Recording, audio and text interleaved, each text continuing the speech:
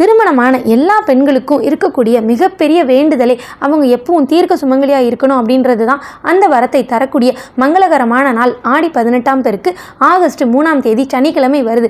அந்த நன்னாளில் பெண்கள் எல்லாரும் அவங்களுடைய பழைய தாலி கயிற்றை மாற்றி புதிய மஞ்சள் கயிறில் தாலி கோர்த்து போட்டுக்குவாங்க.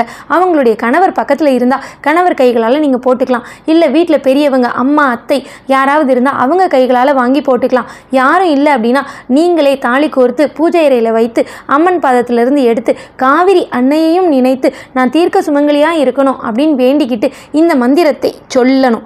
ஓம் யாதேவி சர்வ பூதேசு ஸ்ரீம் ஐம் க்ளீம் சம்ஸ்திதா நமஸ்தஸ்யை நமஸ்தஸ்யை யோகம் ரக்ஷிப்பாய் ரக்ஷிப்பாய் நமோ நமக. இதை 3 தடவை சொல்லி முடிச்சதுக்கப்புறம் மோதிர விரலால் குங்குமத்தை எடுத்து உங்கள் தாலியில் வச்சுக்கோங்க.